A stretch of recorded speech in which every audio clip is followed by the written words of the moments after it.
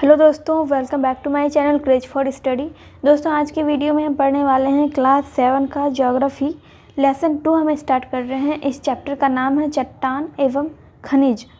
आज के वीडियो में हम इस चैप्टर को कंप्लीट करेंगे। पहले हम इस चैप्टर को पढ़ेंगे, देन हम इस चैप्टर में दिए गए क्वेश्चन को सॉल्व करेंगे।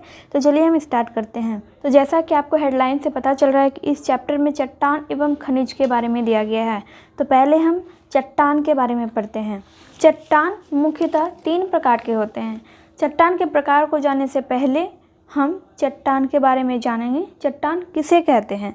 तो इसका डेफिनेशन होता है, भूपटल के सभी कठोर और मुलायम पदार्थ चट्टान कहलाते हैं। यानी धरती पर जितने भी कठोर और मुलायम पदार्थ हैं चट्टान कहलाते हैं, जैसे कि पत्थर, बालू, मिट्टी आदि।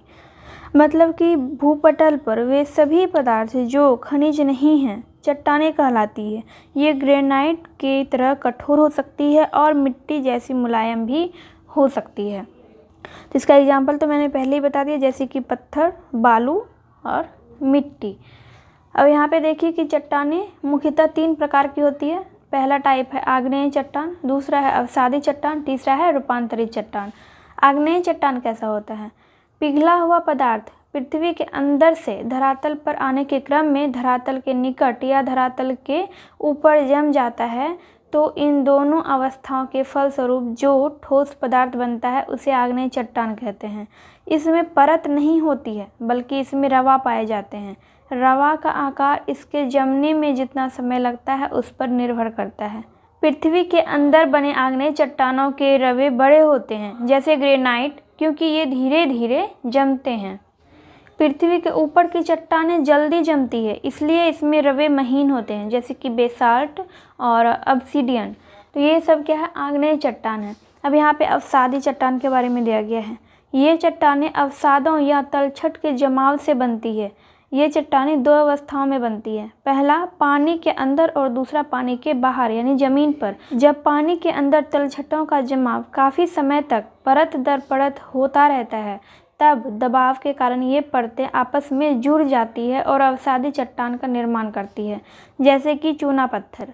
इसी तरह जब धरातल पर पानी के बाहर महीन अवसाद परत दर परत जमता है और तब दबाव के कारण आपस में जुड़ जाते हैं, जिससे अवसादी चट्टान का निर्माण होता है, जैसे कि बालू, पत्थर और सील। तीसरा है रूपांतरित चट्टान। जब आग्नेय या परतदार चट्टान में ताप या दबाव या दोनों के कारण इसके स्वरूप और गुण में बदलाव हो जाता है, तब इसे रूपांतरित चट्टान कहते हैं। उदाहरण के लिए संगमरमर, चूना पत्थर अधिक दबाव एवं ताप के कारण संगमरमर में बदल जाता है। इसी तरह ग्रेनाइट ताप एवं दबाव के कारण नाइस में बदल जाता है। इसे कायांतरित चट्टान भी कहते हैं। इन चट्टानों के नाम जो है अलग अलग होते हैं, क्योंकि इन चट्टानों के बनने की प्रक्रिया और गुण अलग अलग होते हैं। चट्टानों की परतों के बीच पौधे, जानवरों या कोई जीवाणु दब जाते हैं और दबे दबे सैकड़ों हजारों वर्षों में ठोस पत्थर के रूप में बदल जाते हैं। तब इन अवशेष को जीवाश्म कहा जाता है। जीवाश्म का नाम आपने हिस्ट्री में सुना होगा। जीवाश्म किसे कहते हैं या फिर जीवाश्म क्या है? इस तरह का क्वेश्चन आपको जीवाश्म से रिलेटेड हिस्ट्री में देखने को मिलेगा। अब जैसे कि पटना के म्यूजियम में एक पेड़ जो है वो भी एक जीवाश्म है, जो हजारों साल पुराना पेड़ है, तो वो भी एक जीवाश्म ही है। ताजमहल संगमरमर से बना है। यह कैसी चट्टान है?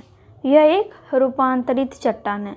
और घरों में जो सिलबट्टा या फिर चकरी होता है, चकरी यानी कि जिसे हम चाक कहते हैं, तो वो क्या है? अवसादी चट्टान है और यह बालू पत्थर का उदाहरण है। अब खनिज के बारे में है। चट्टानों में खनिज पाए जाते हैं। प्रत्येक खनिज का अपना रासायनिक व भौतिक गुण होता है। ये खनिज हमारे बड़े काम आते हैं। ये भूगर्भ से ही निकलते हैं और मूल्यवान होते हैं, इसलिए इसे रत्नगर्भा कहा जाता है। अब यहाँ पे खनिज को वर्गीकृत किया गया है, तो 2 भागों में इसको वर्गीकृत किया गया है। एक है धात्विक और दूसरा है अधात्विक। धात्विक में आता है लौहयुक्त और अलोह। अधात्विक में आता है कार्बनिक और अकार्बनिक। अब लौहयुक्त में देखिए लोहा, निकेल, मैग्नीज, कोबाल्ट, टंगस्टन आदि। अलौह में आता है सीसा, जस्ता, सोना, चांदी, टीन, तांबा इत्यादि। कार्बनिक में आता है कोयला, पेट्रोलियम आदि। अकार्बनिक में अभ्रक, ग्रेफाइट आदि। सोना भी एक प्रकार का खनिज है और चांदी भी एक प्रकार का खनिज है। तो हमने चैप्टर पढ़ लिया है। अब हम इस चैप्टर से रिलेटेड क्वेश्चन को सॉल्व करते हैं। यहाँ पर दिया गया है ऑब्जेक्टिव क्वेश्चन है, सही विकल्प को चुनें। पहला क्वेश्चन है, इनमें रूपांतरित चट्टान कौन है?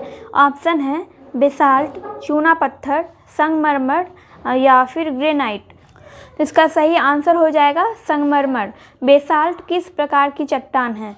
ऑप्शन है अवसादी, आग्नेय, कायांतरित या फिर परतदार। तो यहाँ पर आंसर हो जाएगा आग्नेय चट्टान है।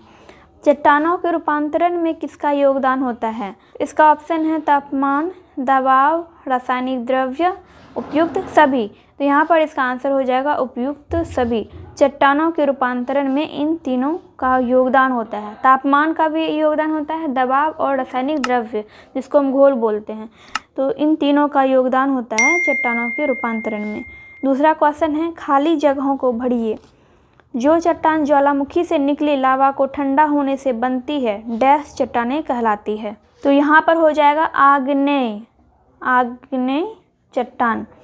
जो चट्टान ज्वालामुखी से निकली लावा को ठंडा होने से बनती है, आग्नेय चट्टान कहलाती है। जिन चट्टानों में परत पाई जाती है उन्हें डैश चट्टानें कहते हैं। तो उसको बोलते हैं हम परतदार चट्टानें। ज्वालामुखी से निकला गर्म पदार्थ डैश कहलाता है। ज्वालामुखी से निकला गर्म पदार्थ लावा कहलाता है। अत्यधिक डैश एवं डैश के कारण चट्टानों के लक्षण बदल जाते हैं। अत्यधिक ताप एवं दाब के कारण चट्टानों के लक्षण बदल जाते हैं। तीसरा क्वेश्चन है, सही मिलान कर लिखिए। सेंधा नमक, ग्रेनाइट और संगमरमर, आग्नेय चट्टान, अवसादी चट्टान और रूपांतरित चट्टान। तो सेंधा नमक है अवसादी चट्टान का उदाहरण, ग्रेनाइट है आग्नेय चट्टान का उदाहरण और संगमरमर है रूपांतरित चट्टान का उदाहरण। अब यहाँ पर 4 नंबर में है, निम्नलिखित प्रश्नों के उत्तर दीजिए। यहाँ पर सब्जेक्टिव क्वेश्चन दिए गए हैं। तो चलिए हम इन सभी क्वेश्चन को एक एक करके सॉल्व करते हैं। पहला क्वेश्चन है, चट्टान किसे कहते हैं? उदाहरण के साथ स्पष्ट कीजिए। इसका आंसर होगा भूपटल के सभी कठोर एवं मुलायम पदार्थ चट्टान कहलाते हैं, जैसे पत्थर, बालू, मिट्टी आदि। अर्थात भूपटल के वे सभी पदार्थ जो खनिज नहीं हैं चट्टानें कहलाती हैं। ये ग्रेनाइट के समान कठोर हो सकती है और मिट्टी जैसी मुलायम भी हो सकती है। दूसरा क्वेश्चन है, चट्टानों का रूपांतरण कैसे होता है? आंसर होगा चट्टानों का रूपांतरण अत्यधिक दबाव के कारण नीचे स्थित चट्टानों में रूपांतरण हो जाता है। इसके अलावा जब दोनों ओर से दबाव पड़ता है तो बीच का चट्टानी भाग रूपांतरित हो जाता है। इस तरह का परिवर्तन महाद्वीपीय निर्माणकारी और पर्वत निर्माणकारी हलचलों के कारण होता है। तीसरा क्वेश्चन है, अवसादी तथा आग्नेय चट्टानों में अंतर स्पष्ट कीजिए।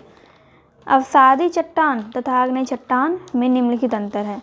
यहाँ पर अवसादी चट्टान के बारे में लिखेंगे और यहाँ पर आग्नेय चट्टान के बारे में। अवसादी चट्टान, ये चट्टानें पृथ्वी तल पर मिलने वाली चट्टानों के टूटने या खंडित होने के कणों के निक्षेपण से तथा जैविक अवशेषों के जमा होने से बना करती है। अवसादी चट्टानों में परतें होती है जो एक दूसरे पर समतल रूप में जमे रहते हैं, जैसे बालू पत्थर, चूना पत्थर, खड़िया, जिप्सम, सेंधा नमक, कोयला। आग्नेय चट्टान, आग्नेय चट्टानों को प्रारंभिक चट्टानें या मूल चट्टानें भी कहते हैं क्योंकि इनकी रचना सबसे पहले हुई थी। इन चट्टानों की उत्पत्ति लावा और मैग्मा के ठंडे होने से हुई है, इसलिए कहा जाता है कि वे चट्टानें जिनकी उत्पत्ति लावा या मैग्मा के ठंडे होने से होती है आग्नेय चट्टानें कहलाती है। प्रमुख आग्नेय चट्टान है ग्रेनाइट, गैब्रो, बेसाल्ट इत्यादि।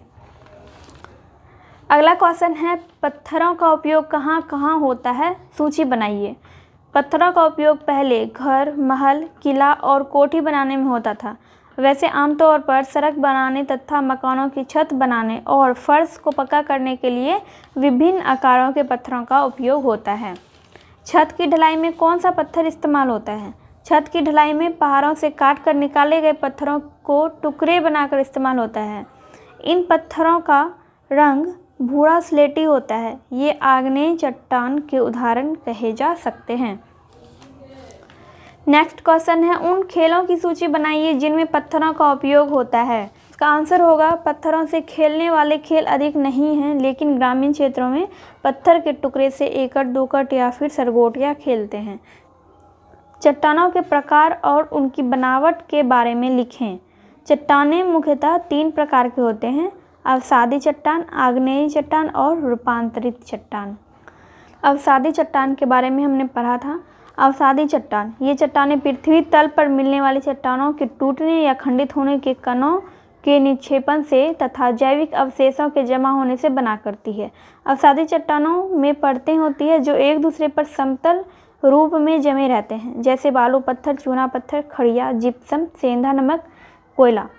आग्नेय चट्टान, आग्नेय चट्टानों को प्रारंभिक चट्टानें या मूल चट्टानें भी कहते हैं, क्योंकि इनकी रचना सबसे पहले हुई थी। इन चट्टानों की उत्पत्ति लावा और मैग्मा के ठंडे होने से हुई है।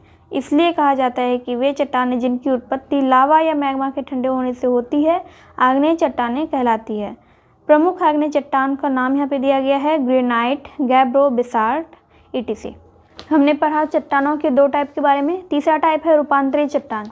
कभी कभी ज़्यादा गर्मी या दबाव या दोनों के प्रभाव से आग्नेय और अवसादी चट्टानों के मूल रूप बदल जाते हैं। इन परिवर्तनों के बाद बनी चट्टानें रूपांतरित चट्टानें कहलाते हैं, जैसे स्लेट, संगमरमर इत्यादि।